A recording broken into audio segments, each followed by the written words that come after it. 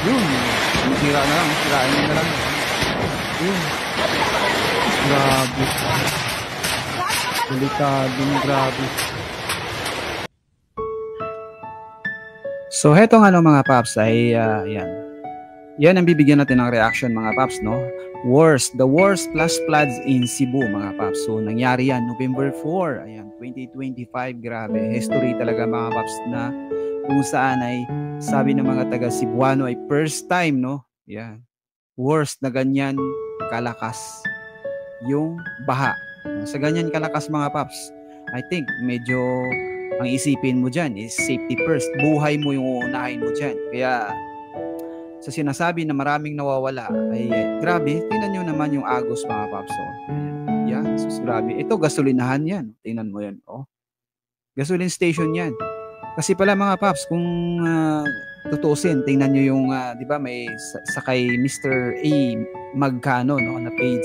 Kung saan makikita doon, yung bundok ng sa Cebu, noon is napakaganda.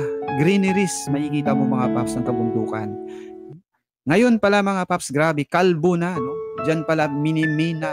Ayan, grabe, no? Minimina. Minsan mga paps, tao din ang may kasalanan, no?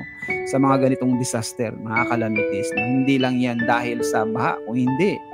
Kasalanan din talaga ng mga abusadong tao na nagre-release ng permit para lang makagawa ng mga ganyang mina, di ba? Yung balita ko, yung dolomite ng dyan din galing, no? So grabe mga paps, no? Kung anong ginagawa nila. Ginawang subdivision ang dapat hindi.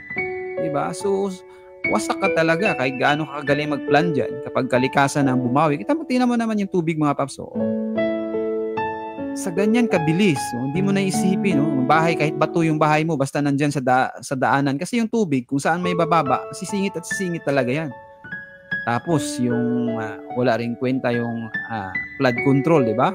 Yung flood control, wasak din. Oh. So, hindi nila na-anticipate na ganyan pala kalakas ang tatama na baha. No? Actually, bagyo. Kahit signal number 2 mga paps, basta umulan ng konti, kita nyo naman, umulan ng konti, baha agad. Dahil bara yung drainage, di ba? Sari-sari na. Hindi paayos yung pagdaloy ng tubig. No? Wala. Kahit saan-saan, sumisingit yung tubig kasi naghahanap yan kung saan may mababang level. Doon yan, bubugso agad. O, ito, tingnan nyo ito mga paps. Dito kayo parang may iyak lang talaga eh. No? Ito, may iyak ka talaga pag panoorin mo mga paps.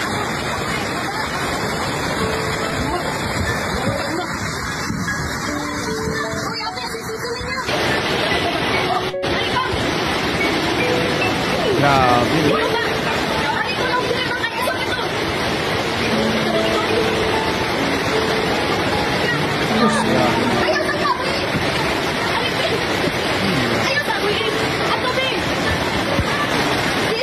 Grabe.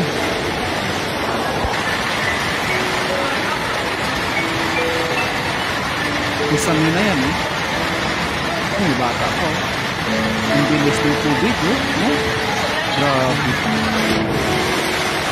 Yun. Sira na lang. Sirain mo na lang. Yun. Grabe. Delikadong grabe. Yan, biliba na lang sa gilid. Sus, grabe mga paps, no? Kita nyo yun, no? Ayan, no? Halos matabunan na yung mga kabahayan ng parang dagat talaga mga paps. Naging lawa talaga sa isang saglit yung yung ilang lugar sa Cebu. Naging, ang sabi nga nila parang ano na eh. Pag tinignan mo is anaw, parang something ganun ba. No? Naging dagat, tingnan. Yun. Lubog galing kasi yung tubig na yan galing talaga sa bundok. So tubig ba? Agos yan. Mabilis ang current. Kaya kung mapapansin, sabi na iba, bakit ganyan? Parang hindi prepared. Paano ka mag-prepare ng ganyan? Kung mismo ang aagos na mabilis is tubig, di ba? So hindi mo na maisipa. Wala ka nang maisalba dyan, kundi sarili mo. Doon ka na sa bubong. So yun, ganyan ang naranasan namin dati. Dito yung baha sa amin. As in, grabe talaga. O, para kang Spider-Man lang, naghahawak ka sa taas sa ano tawag dito? Sa iba, sa tawag dito yung kable na may, kasi wala namang kuryente yan. So pinatay lahat. So doon na lang yung iba nakasabit kasi dahil nga abot lahat eh. Kawawa, lalong-lalo nasa tabi ng ilog. Kasi kita-kita yung ano ginawang subdivision nila dyan yung kabundukan tapos dun sa area na yun, daanan ng tubig, no? Grabe mga paps, worse. Kaya kawawa talaga. So, ayun, dapat lang naman, no, wake up call na sa mga kurakot na instead is, kung may pundo, ibuo sana dun yung pundo, di ba? Gawin ng maayos yung project. Dahil, kagaya niyan, gastos din ulit yan, di ba? Isahan lang ba? Kagaya ng ibang bansa, no? Ibang bansa, kung saan, naka-experience na ng ganyan, pag inayos nila, pang matagalan na. Malaysia, maganda rin yung flood control dyan. Japan, no? USA, maganda yung mga nila mga paps sa totoo lang, yung flood control. Kasi walang gaanong kurakot sa kanila. Kung mayroon man, ilan-ilan lang. Dito sa atin, yung kurakot, nag-uunahan. Grabe, nag-uunahan. Ang bilis. Imbis doon, diretso. Pag bidding yan, imbis diretso doon sa project, wala. Hati-hatiin na, no? Doon na diretso sa bulsa ng mga kurimaw. Grabe talaga, mga paps. Anyway, ano masasabi nyo dito, mga paps, no? Please comment down